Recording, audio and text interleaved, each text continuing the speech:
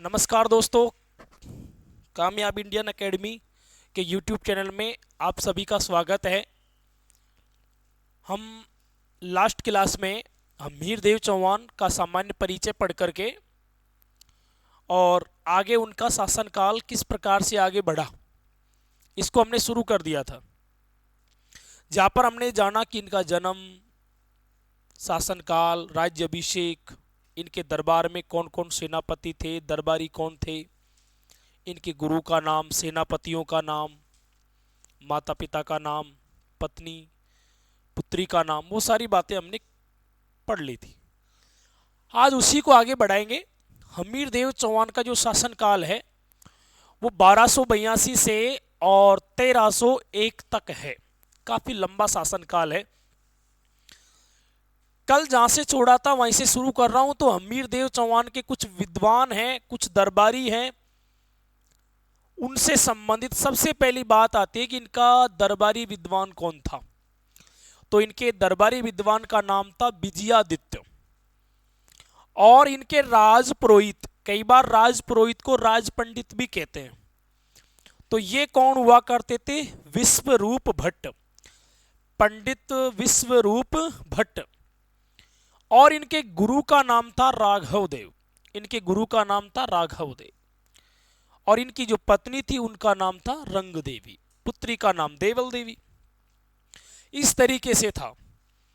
फिर आगे हम जानेंगे कि इनका राज्याभिषेक, राज्याभिषेक इनका राज्याभिषेक हुआ था 1282 ईस्वी में। लेकिन राज्याभिषेक के बाद में इन्होंने दिग्विजय की नीति अपनाई। सबसे महत्वपूर्ण बात यही आता है कि इन्होंने कौन सी नीति अपनाई थी। इनके द्वारा अपनाई गई नीति का नाम था दिग्विजय की नीति।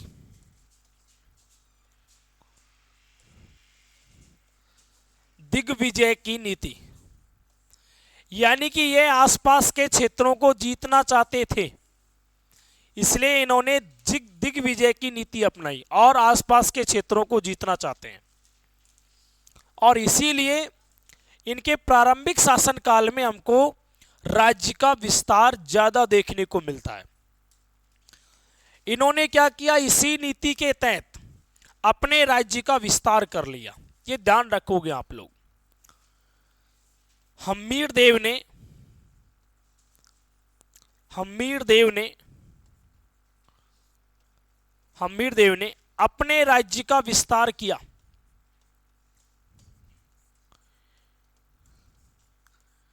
अपने राज्य का विस्तार किया।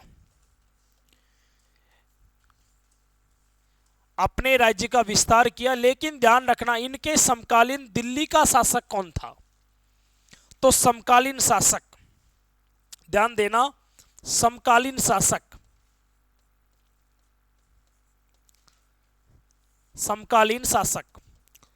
तो इनके समय दिल्ली में एक नहीं बल्कि दो बड़े शासक हुए जिनका संबंध था खिलजी वंश से।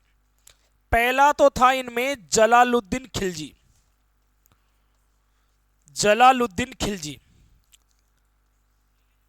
और इसके बाद में दूसरे नंबर पर थे अलाउद्दीन खिलजी, नंबर 2 पर अलाउद्दीन खिलजी। ये आप थोड़ा सा ध्यान रखना, दो खिलजी शासक इनके समय हुए। एक थे जलालुद्दीन खिलजी और एक थे अलाउद्दीन खिलजी। जलालुद्दीन खिलजी को अपन शॉर्ट फॉर्म में जेके भी कहेंगे और अलाउद्दीन खिलजी को अपन शॉर्ट फॉर्म में एके भी कहेंगे। ये समकालीन शासक हैं। कहां के हैं ये दोनों के दोनों? तो दिल्ली के हैं। यहां तक बिल्कुल समस्या नहीं होनी चाहिए क्योंकि यहीं तक हमने क्लास को छोड़ा था। आगे बढ़ाएंगे। अगर एक दो बिंदु आपका लास्ट क्लास से बच रहा हो तो उसको एक बार लिख करके चले।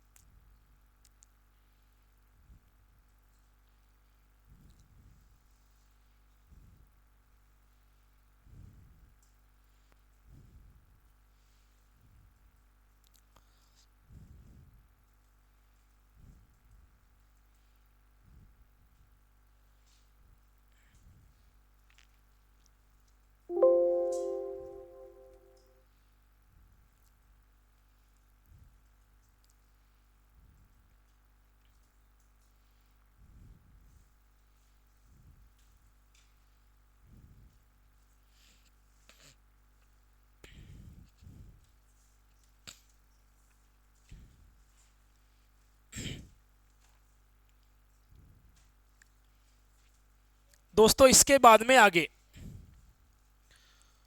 हमीरदेव चौहान ने दिग्विजय की नीति के तहत अपने राज्य का विस्तार किस प्रकार किया?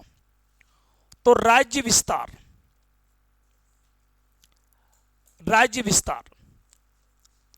राज्य विस्तार को किस तरीके से इन्होंने आगे बढ़ाया? तो देखिए इधर, जैसे ये जो क्षेत्र था ये तो है रणथंबोर का क्षेत्र। रणथंबोर के बगल में यहां पर ये जो क्षेत्र है ये बयाना का क्षेत्र है। यहां पर जो क्षेत्र है ये दिल्ली का क्षेत्र है दोस्तों।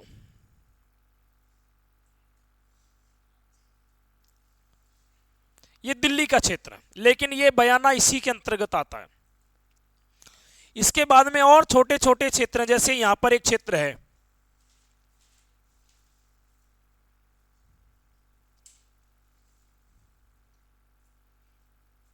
इस जगह पर, फिर एक क्षेत्र यहां पर है, इसी प्रकार से एक क्षेत्र यहां पर है और एक क्षेत्र यहां पर भी पड़ता है। इसी प्रकार से एक क्षेत्र यहां पर पड़ता है और एक क्षेत्र काफी दूर यानी कि यहां पर पड़ता है। अब इनके क्या क्या नाम है इनको हम एक बार जान लेते हैं। सबसे पहले तो ये कि ये जो राज्य है ना ये रणथंबोर है, ये रणथंबोर राज्य है और रणथंबोर राज्य के ही शासक हैं अमीरदेव। यहां पर ये जो बगल में पड़ता है ये क्षेत्र, ये शाहपुरा का क्षेत्र है जो वर्तमान वो भीलवाड़ा के क्षेत्र में आता था, लेकिन अब अलग हो गया। यहां पर पहले एक और महत्वपूर्ण राज्य की बात कर लेते हैं अपन, मांडलगढ़। ये जो क्षेत्र है वो कहां पर पड़ रहा है? तो मांडलगढ़ में। इसके अलावा एक क्षेत्र यहां पर है, इसको अपन कहेंगे मेवाड़।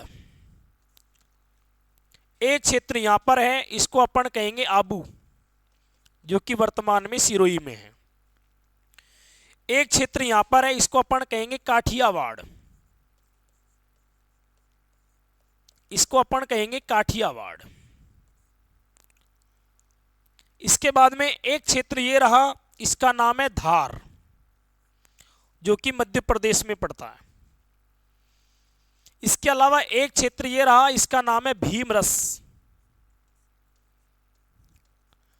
ये वर्तमान में यूपी के क्षेत्र में है, ये वर्तमान में एमपी के क्षेत्र में है। और काठियावाड़ जो है वो इस समय गुजरात के क्षेत्र में है, ये राजस्थान में है। ऐसे ही ये भी कहां पर है? राजस्थान में। मांडलगढ़ भी राजस्थान में है और रणथंबोर तो राजस्थान में है ही। लेकिन दोस्तों और भी थोड़ा सा हम लोग एक बार अवलोकन कर लेते हैं कि आखिर ये क्षेत्र कैसे क्या था। यहां पर एक छोटा सा राज्य है, इसका नाम है बयाना, जो कि वर्तमान में कहां पर पड़ता है? भरतपुर में। ये वाड़ा है, दिल्ली का क्षेत्र है और दिल्ली में इसके समय 2 शासक हुए थे। लेकिन प्रारंभ में क्या किया हमीरदेव चौहान ने? तो राज्य विस्तार किया। राज्य विस्तार के तहत इन्होंने सबसे पहले तो आक्रमण कर दिया भीमरस पर, आक्रमण कर दिया। और भीमरस के जो राज्य थे, हालांकि यहां का शासक था अर्जुन, यहां के शासक का नाम था अर्जुन, अर्जुन को पराजित कर दिया। कुल मिलाकर के ये ध्यान दो आप, हमीरदेव की यहां पर क्या हो जाती है? तो जीत हो जाती है। आगे मैं इसको राइट डाउन भी कराऊंगा, एक बार हम थोड़ा सा इसको मैपिंग से ही सीखेंगे। इसके बाद इन्होंने आक्रमण कर दिया मांडलगढ़ के क्षेत्र में, और मांडलगढ़ पर भी ध्यान रखना इन्होंने जीत प्राप्त कर ली। फिर रुके नहीं और आगे बढ़ गए। मांडलगुड को जीतने के बाद में इन्होंने, ध्यान रखना, आबू को भी जीत लिया, यानी कि यहां पर भी इनकी जीत हो गई। हालांकि इस दौरान यहाँ के जो शासक थे उनका नाम था प्रताप सिंह। यहाँ के शासक हुआ करते थे प्रताप सिंह। इनकी क्या हो जाती है? हार। इसके बाद में इन्होंने आक्रमण कर दिया काठियावाड़ पर, यानी कि काठियावाड़ गुजरात को भी इन्होंने जीत ही लिया। इसके अलावा दोस्तों इन्होंने आक्रमण कर दिया मेवाड़ पर, और मेवाड़ के शासक इस समय थे समर सिंह। यहां के शासक थे समर सिंह, यानी कि समर सिंह को भी इन्होंने हरा दिया। फिर इन्होंने आक्रमण कर दिया धार पर, यानी कि मध्य प्रदेश में जहां पर यह पड़ता है धार, आज भी धार जिला है। वहां के शासक थे भोज परमार, और भोज परमार की इसमें क्या हो जाती है? हार, यानी कि यहां पर भी इनको जीत मिल गई थी और धार में भी इनको जीत मिल गई थी। इसके अलावा इनको अर्जुन, यानी कि ये भीमरस के शासक भी हार गए थे, अर्जुन भी हार गए थे, तो यहां भी जीत मिली। इतने क्षेत्रों पर जीत प्राप्त कर चुका है कौन? देखे, हम्मीरदेव। तो हम एक बात कह सकते हैं कि रणथंबोर के शासकों में सबसे महत्वपूर्ण, यशस्वी, सबसे बड़ा दिग्विजयी शासक कौन हुआ है? हम्मीरदेव चौहान। लेकिन अब थोड़ी सी प्रॉब्लम है, इधर के क्षेत्रों पर तो कोई समस्या नहीं है, इसका अधिकार है, यानी कि ये क्षेत्र किसका हो चुका है? तो ये क्षेत्र तो है हम्मीरदेव चौहान का, इसमें कोई समस्या नहीं है। कहां से कहां तक का? तो ये वाला देखिए, इस इलाके पर अधिकार हो चुका है हम्मीरदेव का। दिक्कत कहां है? तो देखिए इधर, इस इलाके में कोई समस्या नहीं है, इधर को उत्तर प्रदेश तक कोई समस्या नहीं है। यह क्षेत्र रणथंबोर वाले का क्षेत्र है। समस्या में एक ही जगह है दोस्तों, उधर की तरफ, क्योंकि उधर की तरफ शासक अलग हैं। तो यहां दिल्ली में शासन किसका है? तो दोस्तों दिल्ली में यहां पर जो शासन है, दो शासकों का शासन हुआ था। सबसे पहले तो हुआ जेके का, यानी कि जलालुद्दीन खिलजी का, और फिर होगा यहां पर किसका बताओ? एके का, यानी कि अलाउद्दीन खिलजी का। एक बात तो आप तय मान लीजिए कि आने वाले समय में ये लड़ाई होने वाली है किस किस के बीच में? तो रणथंबोर के और दिल्ली के बीच में। ये आप थोड़ा सा ध्यान देना।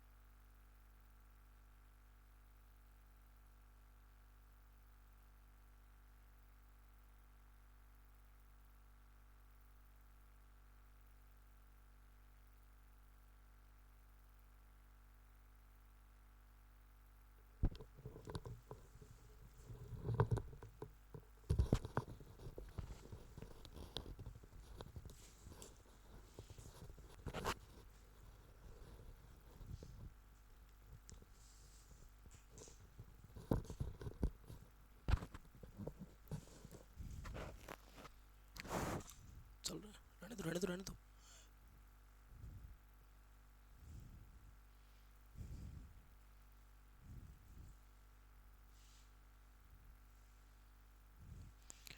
बनाते चले।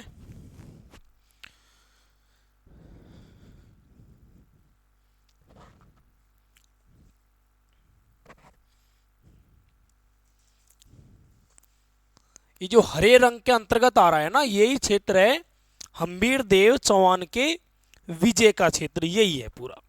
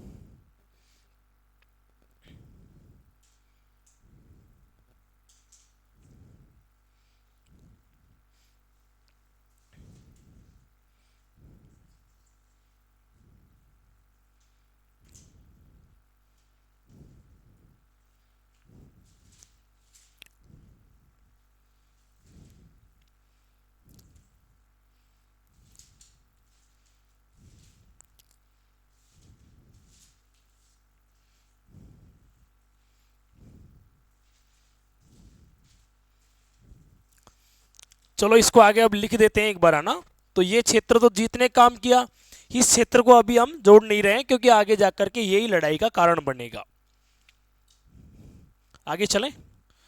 नेक्स्ट ध्यान रखना क्या किया, तो शासन तो चल रहा है किसका, देखिए हम्मीर देव का, हम्मीर देव चौहान। इन्होंने सबसे पहले यहां पर दिग्विजय की नीति अपनाई थी और इसी नीति के तहत इन्होंने कौन कौन से क्षेत्र जीते, तो प्रमुख विजय, प्रमुख विजय, कौन कौन सी इनकी प्रमुख विजय थी। तो देखिए इधर सबसे पहले इन्होंने किसको जीता, तो आप ध्यान रखना ये मांडलगढ़ के क्षेत्र को, मांडलगढ़ इस पर इन्होंने जीत प्राप्त की, मांडलगढ़ में जीत गए ये। नेक्स्ट फिर आगे मेवाड़, मेवाड़ में भी इनको जीत प्राप्त हुई, लेकिन हाँ आप ध्यान रखोगे यहां पर किसको हराया था, ये बहुत जरूरी है। तो यहां पर हराया था समर सिंह, समर सिंह को हराया, समर सिंह को हराया। नंबर 2 पर यह ध्यान रखना आप। आगे इसके बाद में आबू पर आक्रमण किया और आबू में भी इनको जीत मिल गई, और यहां पर किसको हराया, तो आबू के शासक प्रताप सिंह को हराया, प्रताप सिंह को हराया। इसके बाद में आगे बढ़े, अगला काठियावाड़, ये की कहां पर पड़ता है, वर्तमान में गुजरात में, काठियावाड़ गुजरात, है ना। इस पर इन्होंने जीत प्राप्त की, उस समय यहां पर परमार वंश का शासन हुआ करता था। आगे ध्यान रखना, इसके बाद में आगे बढ़े धार, इन्होंने धार को जीत लिया। धार कहां पर पड़ता है, एमपी में, तो ध्यान रखना यहां पर भी इन्होंने जीत प्राप्त कर ली, धार में इन्होंने जीत प्राप्त कर ली, धार में इन्होंने जीत प्राप्त कर ली। इसके बाद में अगला जो क्षेत्र है भीमरस, भीमरस कहां पर पड़ता है, भीमरस अभी मैंने चित्र से भी सिखाया था आपको, यूपी में, और यहां पर भी इनको क्या मिल गई, तो जीत। ये ध्यान रखोगे यहां पर इन्होंने किसको हराया था, तो ध्यान रखना यहां के शासक अर्जुन को हराया, अर्जुन को हराया। यहाँ के शासक अर्जुन को हराया। भीमरस यूपी। इसके बाद में अगला ध्यान देना, और कौन सा क्षेत्र था जिस पर इन्होंने जीत प्राप्त की, तो पुष्कर। अगला क्षेत्र था पुष्कर। पुष्कर में इन्होंने जीत प्राप्त कर ली। पुष्कर में इन्होंने जीत प्राप्त कर ली, जो कि आपके कहां पर पड़ता है, अजमेर में। ये थोड़ा सा आप ध्यान रखना।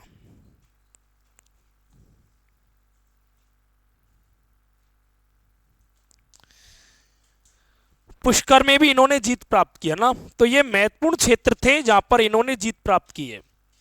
कौन कौन से हैं? मांडल, गढ़, मेवाड़, आबू, काठियावाड़, धार, भीमरस और पुष्कर। हालांकि एक और महत्वपूर्ण स्थान पड़ता है इसमें, और वो है भाई चंपा, जो कि मध्य प्रदेश के क्षेत्र में पड़ता है। यहां पर भी इन्होंने जीत प्राप्त की। यहां पर भी इन्होंने जीत प्राप्त की। तो कितने हो गए ये क्षेत्र, देख लीजिए आप लोग, 8। इतने क्षेत्रों पर इन्होंने विजय प्राप्त की। लेकिन इन्होंने युद्ध कितने लड़े, तो इन्होंने 17 युद्ध लड़े थे। उनमें से 16 को जीता और एक इन्होंने क्या कर लिया था, हार लिया था। चर्चा करेंगे, आप लोग एक बार इसको भी बनाते चले।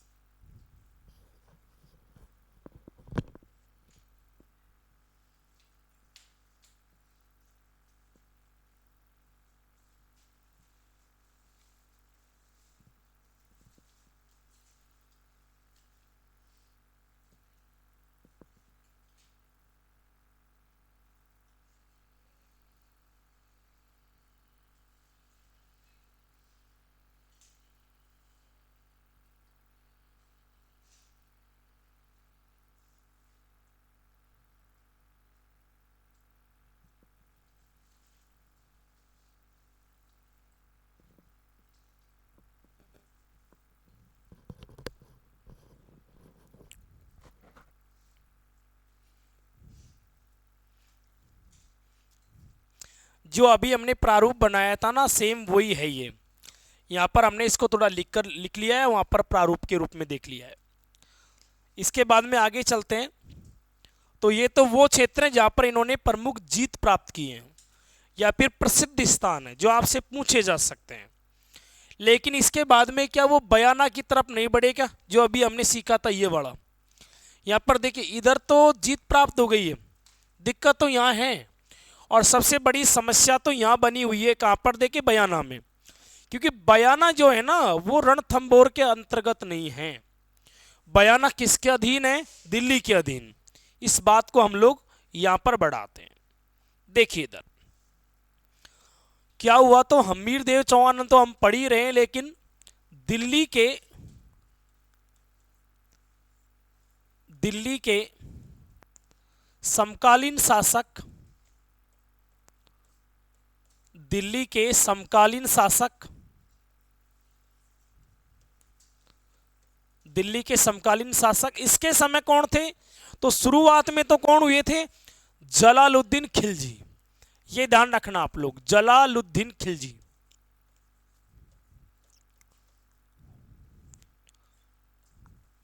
जलालुद्दीन खिलजी ने आक्रमण किया, ने आक्रमण किया। किसके ऊपर आक्रमण किया? तो ये आपके, हाँ, हम्मीर देव चौहान के ऊपर आक्रमण किया, दिल्ली के शासक जलालुद्दीन खिलजी। आप आक्रमण क्यों करेंगे, इसके कई कारण अभी आगे हम थोड़ा सीखते हैं। सबसे पहले कारणों पर फोकस डालते हैं। कारण कौन कौन से कारण रहे होंगे? सबसे पहला कारण जो है, सबसे पहला कारण ये हम जान लेते हैं किताब के अनुसार, और ये किताब किसकी है? तो अमीर खुसरो की। तो अमीर खुसरो क्या कहते हैं? अमीर खुसरो के अनुसार सुनो, हम्मीर देव ने टैक्स नहीं दिया था, किसको? देखें, जलालुद्दीन खिलजी को। ये बड़ी समस्या है। तो इनके अनुसार हम्मीर देव ने हम्मीर देव ने हम्मीर देव ने टैक्स नहीं दिया, टैक्स नहीं दिया। किसको टैक्स नहीं दिया? तो ये ध्यान रखना, जलालुद्दीन खिलजी को। ये पहला कारण है। नंबर 2, हम्मीर देव की दिग्विजयी नीति, एक नीति अपनाई थी, कौन सी? देखे, दिग्विजय की। और इस नीति से परेशान हो गए थे, दिग्विजय की नीति। और इस नीति से, हम्मीर देव की दिग्विजय की नीति, इस नीति से परेशान थे कौन? जलालुद्दीन खिलजी। क्योंकि आने वाले समय में हो सकता है कि दिल्ली तक दिक्कत करते हम्मीर देव, इसलिए जल्दी ही रोकना चाह रहे थे जलालुद्दीन खिलजी। नंबर 3, एक समस्या और है यहां पर, एक दूसरे राज्य की सीमा लग रही है, तो दोनों का सीमावर्ती क्षेत्र होना, दोनों का सीमावर्ती क्षेत्र, दोनों का सीमावर्ती क्षेत्र होना, ये ध्यान रखना। दोनों का कैसा क्षेत्र होना? सीमावर्ती, यानी कि बॉर्डर पर थे दोनों के दोनों। तो ये भी एक महत्वपूर्ण समस्या मानी जा सकती है। और विशेष तौर में इसमें हम शामिल कर सकते हैं कौन सा? देखे, बयाना। बयाना यानी कि दोनों के बीच में बयाना को लेकर के भी क्या था? देखे, विवाद। हो सकता है कि यहां पर हम्मीर देव बयाना को अपने अधीन करना चाह रहे हो, तो कहीं ना कहीं बयाना को लेकर के भी विवाद था। नंबर 4, बयाना विवाद, बयाना का विवाद। क्योंकि बयाना किसके अधीन है? दिल्ली के अधीन है। ये महत्वपूर्ण कारण रहे थे आक्रमण करने के, इसीलिए जलालुद्दीन खिलजी ने आक्रमण किया था। कहां पर? देखें, रणथंभौर पर। इस तरीके से ध्यान रखना। आगे हम देखेंगे थोड़ा सा कि आखिर ये कैसा क्षेत्र बन रहा है, कैसा इनका सीमावर्ती क्षेत्र है। तो एक बार आप लोग इन कारणों को थोड़ा सा लगा दीजिए।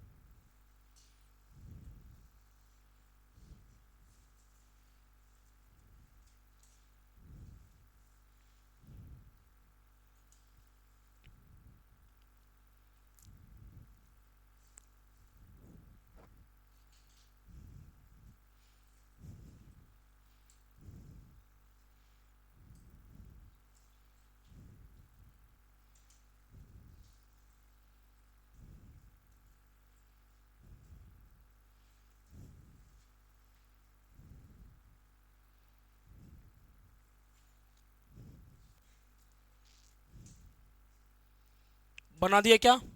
चलो आगे चलते हैं। इसके बाद में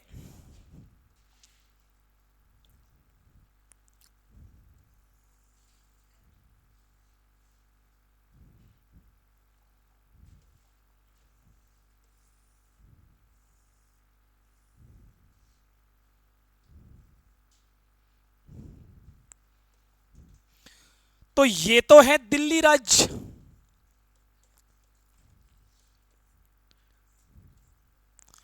और ये वाला है रणथंभौर।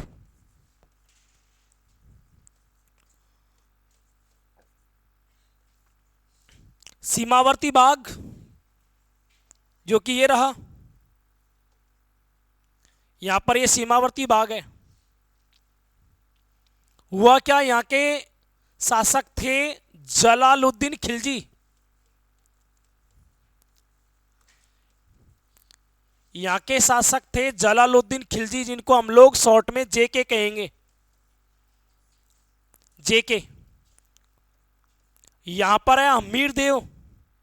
हुआ क्या था, ध्यान दीजिए आप लोग। इन्होंने आक्रमण कर दिया कहां पर, देखें, रणथंभौर पर। लेकिन रणथंभौर तो काफी बड़ा क्षेत्र है। यहां पर एक दुर्ग यहां बना हुआ है, इस जगह पर। ये दुर्ग का क्षेत्र है पूरा। इसको अपन कहते हैं रणथंभौर का किला या दुर्ग। और इसके बाहर की तरफ, यानी कि यहां पर एक और किला है इस जगह पर। इसको अपन कहते हैं झाई का दुर्ग। ये अलग है भाई, ये ध्यान रखना, इसका नाम है झाई का दुर्ग। इसको अपन कह सकते हैं झाई का दुर्ग। और ये कौन सा दुर्ग है, तो रणथंभौर का दुर्ग। एक तरीके से हम कह सकते हैं कि जो रणथंभौर का दुर्ग है, इसमें जाने के लिए, रणथंभौर के दुर्ग में जाने के लिए हमको सबसे पहले तो कहां पर जाना पड़ेगा, झाई के दुर्ग में। तब जाकर के हम कहां पहुंच पाएंगे, रणथंभौर के दुर्ग में। तो ये झाई का जो दुर्ग है ना, इस दुर्ग को अपन कहते हैं रणथंभौर दुर्ग की चाबी। रणथंभौर दुर्ग की चाबी कह दो या फिर कुंजी कह दो। चाबी या फिर अपन कह सकते हैं कुंजी। रणथंभौर दुर्ग की चाबी या फिर कुंजी किसको देके, झाई के दुर्ग को। हालांकि यहां पर मुख्य दुर्ग कौन सा है, तो रणथंभौर का ही है। और सबसे पहले जलालुद्दीन ने जो आक्रमण किया वो यहीं पर किया। ये जो बाहर का क्षेत्र यहां का है, इसको अपन कहते हैं हिंदू वाट का मैदान। ये ध्यान रखना आप लोग, हिंदू वाट का मैदान। आपसे पूछा जा सकता है कि रणथंभौर या झाई के दुर्ग के आगे जो मैदान है उसे क्या कहते हैं, हिंदू वाट का मैदान। तो ये ध्यान रखना। तो यहीं पर प्रवेश किया सबसे पहले जलालुद्दीन की सेना ने। कहां पर देखें, झाई के दुर्ग पर। तो क्या हुआ, ध्यान दीजिए आप लोग आगे। जैसे ये वाला तो है रणथंभौर, प्रवेश यहां से कर सकते हैं। और इसी के साथ यहां पर कौन सा है, ये झाई। दो दुर्ग हो गए ना, ये तो है रणथंभौर का और वो वाला है झाई का दुर्ग, रणथंभौर दुर्ग। इसको अपन वैसे तो कई नामों से जानते हैं, झाई भी कहते हैं, कई जगह इसको है ना छाई का दुर्ग भी कह रखा है, इसको है ना झाइन का दुर्ग भी कहते हैं। देख लेना आप लोग जैसे भी पेपर में आए। इसको छाण का दुर्ग भी कहते हैं, ऐसे ध्यान रखना आप लोग। इस तरीके से कई कई नामों से जाना जाता है कहां, तो ये जो दुर्ग है, ये दुर्ग भी कहां पर है, रणथंभौर यानी कि सवाई माधोपुर में ही है। अभी मैंने इसका उपनाम बताया ही था। इसको अपन क्या कहते हैं, रणथंभौर दुर्ग की कुंजी, या फिर क्या कह सकते हैं, चाबी, वो तो एक ही बात है। लेकिन जब दिल्ली से यानी कि सेना कहां से आई? दिल्ली से। कौन भेज रहा है? तो यहां से जलालुद्दीन खिलजी। इसने पहली बार आक्रमण किया 1290 में आक्रमण कर दिया। कहां पर आक्रमण कर दिया? रणथंभौर पर। सबसे पहले इसने सेना कहां पर भेजी? तो जाई के दुर्ग पर। लेकिन यहां पर आपको ध्यान रखना है, जाई के दुर्ग का जो है सेनापति, यहां का जो है, यहां का जो सेनापति है उसका नाम है गुरुदास। गुरुदास सैनी यहां का क्या है? देखिए सेनापति है। तो लड़ाई पहली तो यही होगी ना, तो इसी लड़ाई को अपन कहते हैं जाई की लड़ाई। इस लड़ाई को अपन कहते हैं जाई की लड़ाई। कब हुई थी जाई की लड़ाई? तो ध्यान रखना आप लोग, 1290 में। और ये पहला आक्रमण है किसका? देखे जलालुद्दीन खिलजी का। तो यहां पर एक तरफ तो कौन थे? गुरुदास, और दूसरी तरफ आक्रमण करने वाले थे जेके, यानी कि जलालुद्दीन खिलजी। ये तो स्वयं शासक नहीं है, सेनापति है। किसका सेनापति है? किसका प्रतिनिधि है ये? यानी कि आप ध्यान रखना, ये प्रतिनिधि है हम्मीर देव का। हम्मीर देव का प्रतिनिधि, देव का प्रतिनिधि है। और ये स्वयं ही आ गया है, हालांकि इसके साथ में सेनापति भी है। कौन कौन आए थे? तो इसके साथ में सबसे महत्वपूर्ण सेनापति था अहमद सरजिंदर। अहमद सरजिंदर, इनके सेनापति का नाम था अहमद सरजिंदर। ये आप ध्यान रखना। हुआ क्या था लेकिन फिर? तो दोस्तों इस युद्ध में गुरुदास की तो हो जाती है हार, और जलालुद्दीन खिलजी की इसमें हो जाती है जीत। ये आप ध्यान रखना। तो पहला आक्रमण जो है जलालुद्दीन का वो सफल है, सफल हो गए। लेकिन अब समस्या हो गई, आगे प्रवेश नहीं कर सका। ये कहां पर प्रवेश नहीं कर सका? रणथंभौर में। इसलिए दोस्तों ये समय रहते वापस चला गया। वापस चला गया। कहां चला गया वापस? तो दिल्ली चला गया। ये आप थोड़ा सा ध्यान रखना। पहला आक्रमण है वो सफल तो है, लेकिन पूर्ण सफल नहीं कहेंगे, क्योंकि रणथंभौर में प्रवेश नहीं कर सका। तो इस बात को हम आगे लिखेंगे। जाई का दुर्ग इसका साथी दुर्ग कहेंगे। किसको? देखें, जाई के दुर्ग को। किसका साथी दुर्ग है ये? रणथंभौर का। इसको आगे थोड़ा सा हम लोग डेफिनेशन से करते हैं। तो क्या हुआ? जलालुद्दीन खिलजी ने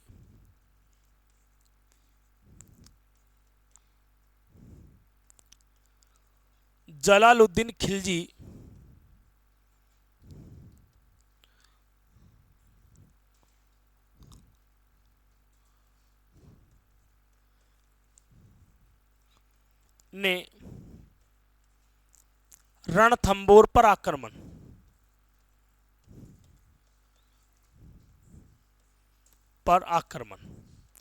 कितने आक्रमण किए थे? तो एक नहीं बल्कि आक्रमण हुए थे यहां पर 2। ध्यान रखना, कितने आक्रमण कर दिए थे? 2 आक्रमण। पहले आक्रमण की यदि अपन बात करें तो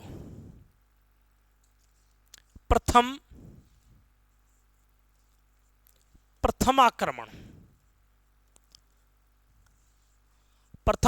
हुआ 1290 में। पहला आक्रमण हुआ। कहां पर किया ये आक्रमण? तो ध्यान रखना, जाई के दुर्ग पर। जाही के दुर्ग पर आक्रमण किया। तो युद्ध भी तो यही था, जाही का युद्ध। जाही का युद्ध कब हुआ? जाही का युद्ध 1290 में। किस किस के बीच में हुआ ये? तो एक तरफ गुरुदास और दूसरी तरफ थे जलालुद्दीन वर्सेस जलालुद्दीन खिलजी। जलालुद्दीन खिलजी,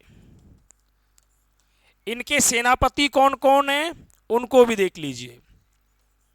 इनके सेनापति सेनापति पहला सेनापति अहमद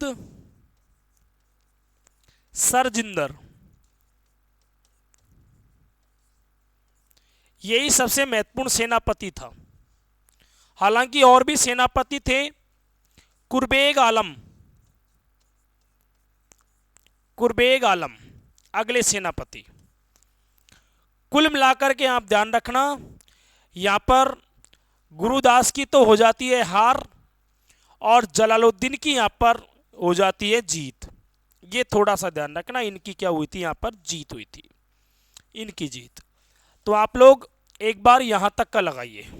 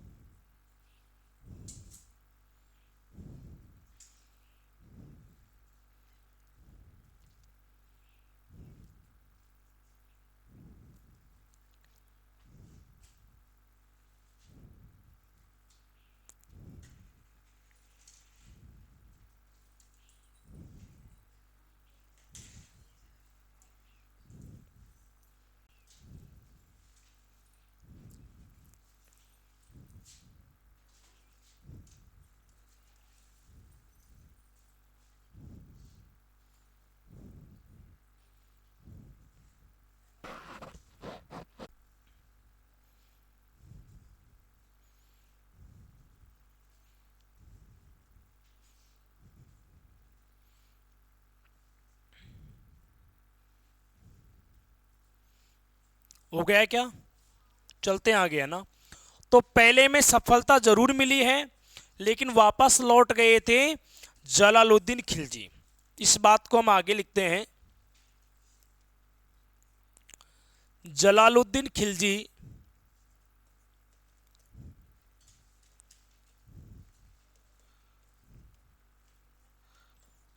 खिलजी का दूसरा आक्रमण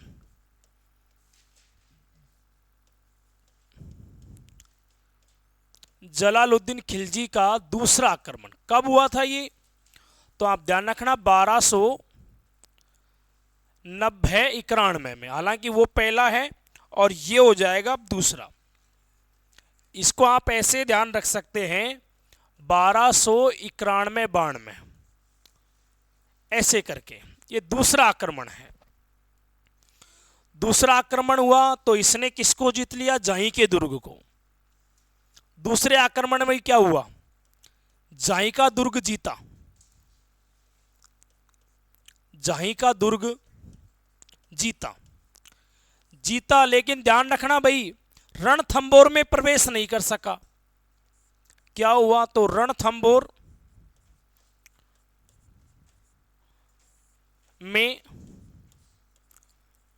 प्रवेश नहीं कर सका।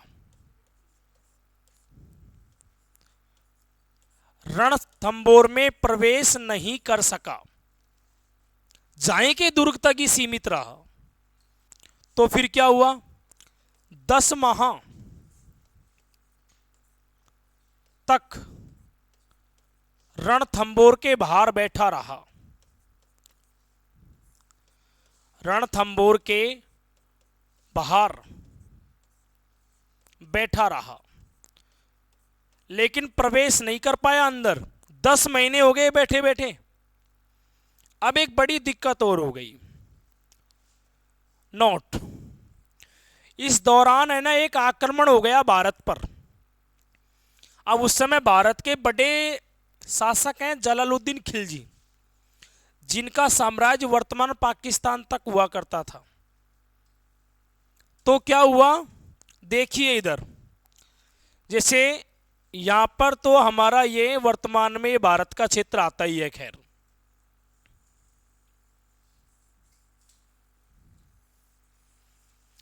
ये बड़ा क्षेत्र, तो ये जो पाकिस्तान वाला इलाका है ये भी हमारा ही हुआ करता था। तो यहां पर जो प्रांत था इसका नाम था उत्तर पश्चिम प्रांत, उत्तर पश्चिमी सीमांत प्रांत, सीमांत प्रांत। और यहां पर आक्रमण कर दिया एक विदेशी ने जिसका नाम था अब्दुल्ला खान। आक्रमण कर दिया किसने? अब्दुल्ला खान ने। लेकिन ये जो है ये तो अभी कहां फंसे पड़े हैं? देखें, रणथंबोर में। कौन? जेके।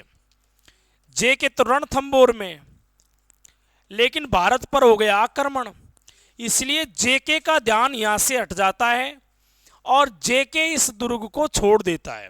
हालांकि इनका सेनापति इनसे कहता है कि थोड़े दिन और रुको, फिर जीत जाएंगे तो आगे चलेंगे। तो इसने अपने सेनापति से कहा कि रणथंबोर जैसे दुर्गों को मैं मुसलमानों के एक बाल के बराबर भी नहीं समझता, और लौट करके वापस चला गया और फिर चढ़ाई कर दी इसने। कहां पर? बता, उत्तर पश्चिमी सीमांत क्षेत्र में। और लड़ाई करी किससे? बताओ, अब्दुल्ला से। और अब्दुल्ला की हार हो गई और जलालुद्दीन खिलजी की क्या हो गई? जीत।